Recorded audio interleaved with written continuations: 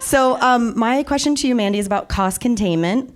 Because you're the CEO of FreshCo and you have so many retail clients and basically own the market of Canada, what do you see your clients doing in order to save money and contain costs? Well, hi everybody. Was that in the memo for me to answer this question? What are the 3 things to do and 3 things not to do? Okay, good. Okay, got it. So I would say that the first thing is that, you know, as we all know, going through this 3 years of hell, we all kind of went up and then we all stripped, you know, down, and then we're all kind of coming back up again. So one of the things that we're seeing from a lot of our clients, more so than anything, is they want to know, what are we doing from an efficiency standpoint? And there's so many different things, but I've always been a big cheerleader of technology. I suck at it. I'm going to tell everybody right out the gate, I don't do it. I pay for it. But I really, truly see its value. And what we saw is that, you know, I'm just going to be frank because I don't know any other way to be because I wake up like this, is that really we've all seen the issues we've had with talent. We've all seen the issues that we've had with being more progressive with efficiencies. And so we really had to ramp up. How do we replace 3 people with this dial? And so that's been one of the biggest things that we've seen that's really changed and made me so kind of excited that I wanted 2 drinks instead of 1. Because I really was able to look and say, this is not my place. Like, I don't understand it, but I'm seeing what it did. The second thing is that a lot of clients today are looking and saying, hey, how can we cut costs? How can we cut costs? And it's hard when you're in the middle of it. So I'm just going to be honest because you asked me to be me. Okay. So when everybody's asking you to cut costs, is that we're putting more money into the outreach of getting more people from the diversity angle and everyone else into the actual trades. Because at the end of the day, technology is never going to just save the goddamn day. It's not. We've put so much time and so much money into technology that we've forgotten how many people we didn't have even a decade ago. So I don't see his face in here, but there's a little fella. He's really handsome. He's got better hair than me. We used to have a fight every time about people. So we're advocating every day at the company to really bring in more talent for the simple fact that the trades and people coming into it, when you don't have a supply and demand issue, that's what's driving our clients' costs down, because we can only do so much when we've got one tech over in the middle of nowhere who's saying, guess what? I'm it. So I just went from $75 an hour to $140. And you're looking at your client and they're like, we just need that done. So that's the second thing. Mm-hmm. I got to go to 3? 3. Okay. Last one. So the third one would be, we're really, really championing the mental health area of our business. Because one of the things that we're often seeing is that before nobody talked, and now everybody's talking. And so in between there, we've got, when you look at remote working, when we take that technology that I was talking about in the first part of this, we're able to actually see what everybody's doing. We're seeing happier people. But it's almost like you do need to buy 3 pairs of pajama pants, not 1. So we're really trying to engage people in the fact that even though you're working from home, you need to show up. And so that mental health part of it, even though it doesn't seem like our client is getting big value from that, they are. And so we're really just, more so than anything, those 3 things that I mentioned, is we're stabilizing our business to go into the next iteration of what needs to happen. And I know they seem like things that are not, like my friend down there at the end, I mean, I was getting all squeaky listening to you, you know, with your pounds per everything. And so I just really need to really push forward how technology, putting money back into people, and really looking after people's mental health in this new world that we're living in. And when I say looking after, it's giving them options to know when you sat in your car an hour each way, for so long. And then all of a sudden you're getting out and you're peeing your dog 3 more times than probably what they need to go, right? And you've got your dog on your screen. There's things that need to change in there, and it's really something that has changed the performance, is recognizing that this is a different world we're living in, but things still need to run. And probably more people are going to Chipotle than they did before. I hope so. Jeez. That's my 3. That's awesome. Thank you.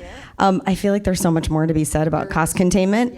I would love to switch gears, and actually, I'm going to go back. I really love standing by you, though, Mandy. Your energy is infectious. I'm going to go stand back over here and talk to Ashley a little bit, because part of cost containment, so Mandy teed this up very well, actually.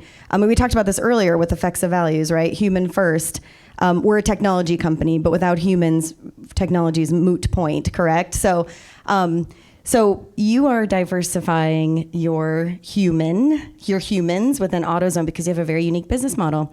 AutoZone has a maintenance support center and actually has technicians and trucks. And Ashley's responsible for that team. Can you tell me a little bit about how you're leading that team and some of the things that you're doing to kind of keep that retention? I mean, some of the things that Mandy mentioned were great. You also had some great ideas around how to employee retention and labor strategies. Ooh. Mandy was tough to follow. So we have around 124 guys in the field, maintenance technicians. We have 30 managers as well. We have a call center in Mexico, and we just got 7 people in India. And so what I learned over the last 2 years is the same thing that I always knew, but trying to help everybody else learn this is you have to communicate. Just asking people simply, how are you doing today, makes a big difference. Making sure that the person working in the call center and the person working in the corporate office doesn't feel any different from each other. Whether they have a higher position or a lower position, you have to keep that in mind. And so we started developing just new best practices of, let's have a Monday call. Tell us your pain points. I know that you have 14,000 work orders on your calendar and that you may be 400 behind, but how can I help you? Do you need 30 minutes off the phone? We don't want to rush you to go use the restroom, but we do need you to come back. But how can I help you today? So just developing best practices and just simply listening. It has become a big help with us, especially with our turnover in the field. Why are you leaving us? One of AutoZone values is we care about people, and we really, really want to know what happened. What can we do differently? Or is it anything that we can do? And so just listening to people and simply applying what we're hearing and developing some new best practices. Just like I was telling a group earlier, I've only been with AutoZone 6 years, but I think it's like 25 or 30 years ago that they were allowed to wear jeans. We can wear jeans now. That's a big deal. No holes, but you can wear jeans. And so it's all about getting people to come in the office, come as you are, just making you comfortable to be there.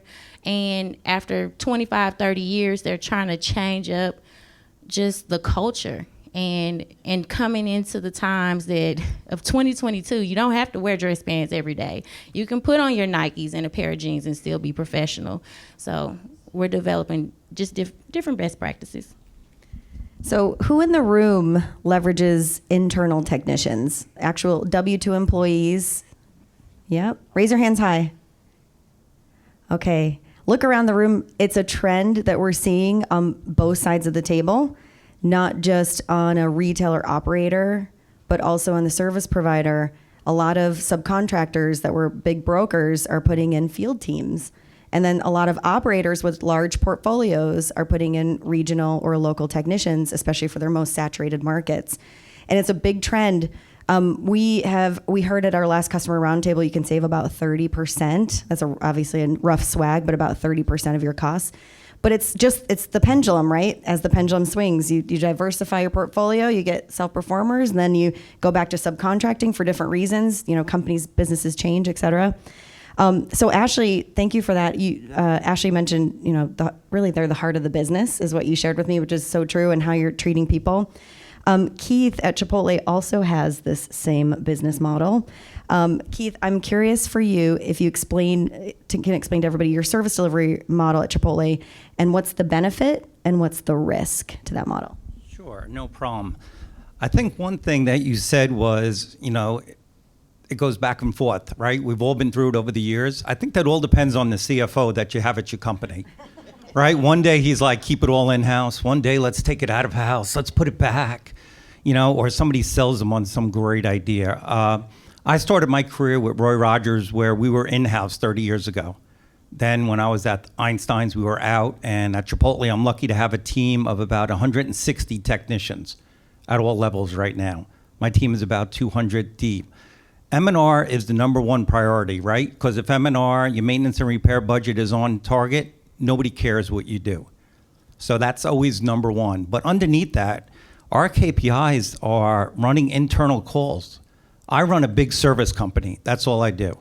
And you have to have an ROI when you have a service organization. So if you ever have it in-house, you need to keep them being technicians handling internal repairs. Even though my budget is about 25% of my maintenance budget is internal, we handle about 70% of all facilities tickets, things that we can control.